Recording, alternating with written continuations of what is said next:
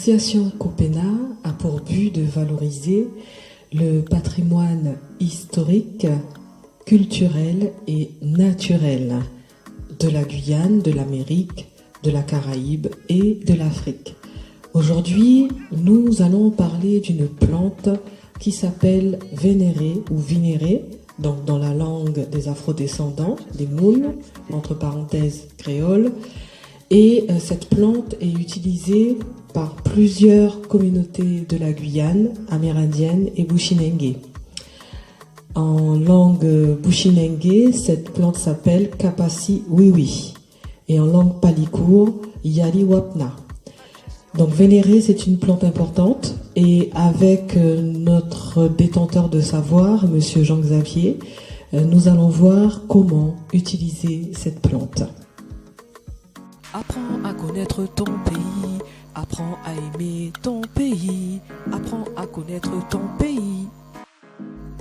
Le vinéré a pour nom scientifique Cyparona guyanensis. Il y a un autre nom synonyme qui est Citrosma guyanensis. Le genre Cyparona comprend 23 espèces. La famille botanique est celle des Cyparonacées ou Monimiacées. Le vinéré est un arbuste de 1,5 m de haut, mais il se présente aussi à certains endroits sous forme d'un arbre allant jusqu'à 10 mètres de haut. On retrouve le vinéré dans plusieurs pays d'Amérique du Sud, Brésil, Équateur, Colombie, Costa Rica, etc.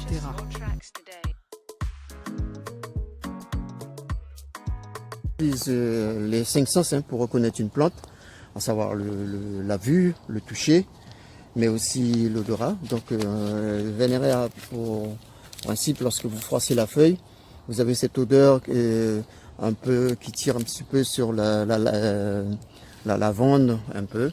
Donc cette petite odeur, une fois que vous l'avez reconnue, eh bien vous essayez de vous mémoriser cela. Et puis la forme des feuilles, ainsi que le bourgeon. Vous avez toujours cette pointe, cette petite feuille mauve là, en bout de tige. Vous passez sur la route, eh bien on les voit très bien. Je ne vais pas citer les endroits où vous allez les trouver parce qu'après ce sera... Attention, ne cueillez pas les plantes seules. Il est absolument indispensable de le faire en apprenant avec les experts, nos référents locaux, bushinengue, amérindiens et moun, dit créole. Là, vous avez le mâle, les feuilles sont beaucoup plus larges, et les femelles, la feuille est beaucoup plus petite. Et vous avez le blanc et le rouge, et ça c'est le blanc. Et à une période de floraison, elle fait des graines, qu'on utilise aussi, ces graines-là, pour mettre dans l'alcool afin de faire macérer. On utilise les deux. Que ce soit mâle ou femelle, on l'utilise, ils ont les mêmes propriétés. Seulement, avec le mâle, vous allez utiliser une feuille dans un demi-litre d'eau. Avec la femelle, vous pourrez utiliser 2 feuilles pour un demi-litre d'eau. C'est un antioxydant très, très intéressant pour le corps. Voilà.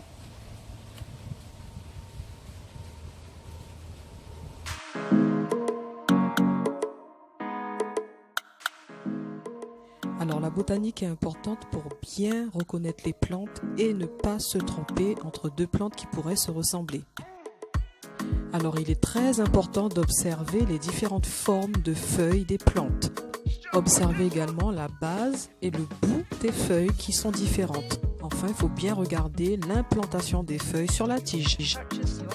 Le Yaliwapna Kapasi Wiwi ou vénéré a des feuilles implantées de façon opposée. La feuille est de forme elliptique et le bout, c'est-à-dire l'apex, est pointu. La feuille est légèrement brillante. Donnons le goût de la botanique aux plus jeunes. Attention, les conseils qui sont donnés sont issus de pratiques traditionnelles. Même si des analyses scientifiques ont été faites, dans tous les cas, vous devez consulter votre médecin et suivre le traitement que votre médecin vous aura donné.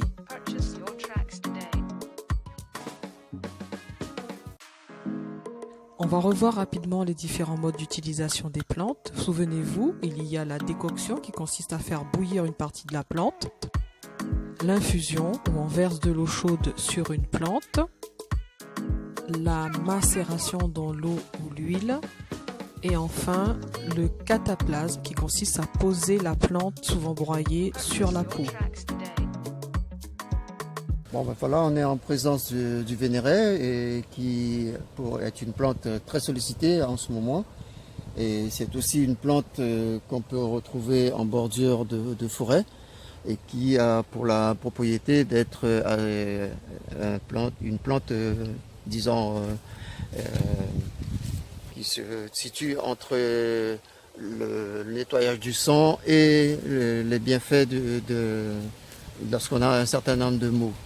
Donc, pour vous dire, cette plante-là, lorsque vous avez pris un coup, vous avez fait un accident de voiture, et une fois que vous avez passé le lendemain de l'accident, vous prenez cette plante, vous faites bouillir, vous mettez un peu de sel là-dedans, et vous buvez pendant 3 jours, et à raison de 3 prises par jour. Ceci, ça vous permettra justement de fluidifier le sang et d'éviter que vous ayez des contre-coups suite à l'accident. Ensuite, c'est une plante qui peut être utilisée en bain. Alors, très souvent, on le prend, on fait un bain et on l'égrase. Et les grandes personnes l'utilisaient après les travaux, et surtout quand on avait fini de faire l'arrachage de manioc, des trucs de ce genre. Donc, on utilisait le vénéret. Elle est aussi utilisée lorsque on sait qu'on a un coup au mollet et on veut absolument utiliser un contre-coup. Donc on le fait macérer dans de l'alcool et on fait une friction avec. Donc le vénéret est très très très utilisé chez les Aloukou, chez les Indiens ainsi que chez les Créoles et bien d'autres encore. Donc voilà, c'est cette feuille que vous voyez ici. Vous avez le mâle, vous avez le blanc et vous avez aussi le rouge.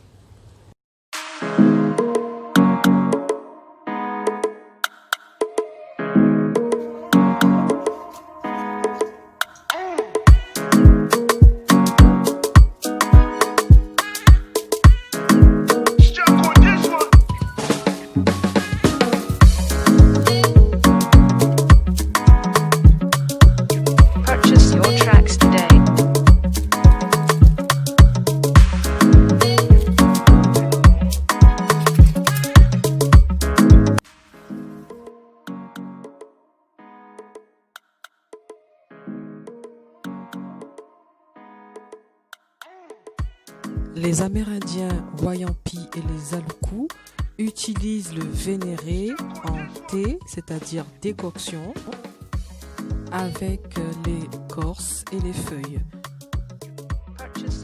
Utilisé donc comme rafraîchi contre la grippe aussi, et il est fébrifuge. Il est également utilisé en bain.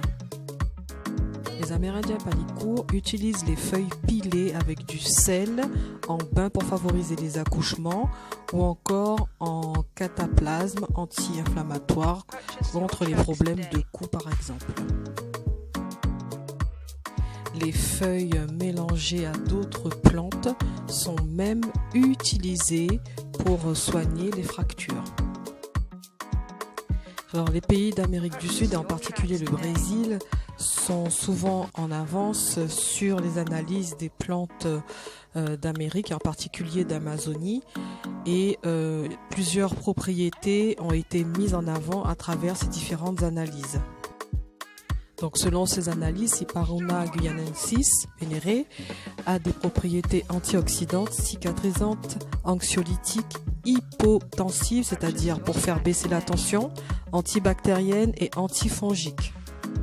Une université du Brésil a fait des tests sur l'huile essentielle de vénéret, donc qui n'est pas à consommer, et cela révèle des propriétés insecticides. Des tests ont donc été faits contre les ravageurs des cultures. Des tests ont été aussi menés contre le moustique Aedes aegypti, qui est le moustique qui transmet la dengue. Alors, les usages traditionnels au Brésil sont les suivants. L'écorce est utilisée contre les vers, contre la fièvre, en usage externe contre les fièvres et les rhumes thoraciques. Les feuilles et les écorces sont utilisées pour les problèmes cutanés, antifongiques. Les communautés traditionnelles du Brésil utilisent également les feuilles pour les problèmes de plaies, de blessures, également pour faire baisser la tension et pour faire transpirer. Toujours concernant les communautés traditionnelles du Brésil, elles utilisent également pour favoriser la circulation sanguine, pour les problèmes de maux de tête, d'œdème. C'est aussi pour favoriser la suite d'accouchement. Attention, on vous a indiqué qu'il faut toujours respecter les doses, ne pas dépasser les doses car cette plante contient des alcaloïdes et donc vous référez toujours à quelqu'un d'expérience qui connaît les plantes et qui va vous conseiller pour faire une bonne utilisation de cette plante.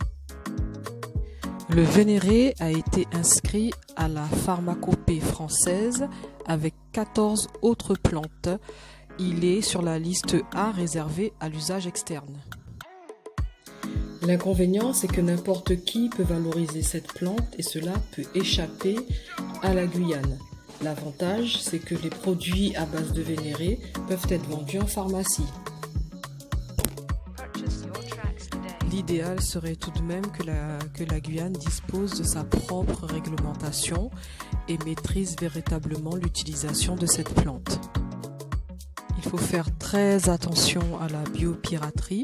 En effet, en 1998, un chercheur français bien connu avait déposé un brevet sur cette plante.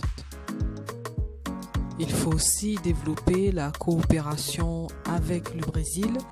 Comme il y a plus de 20 ans, un élu bien connu avait commencé à le faire. La biopiraterie est un véritable problème.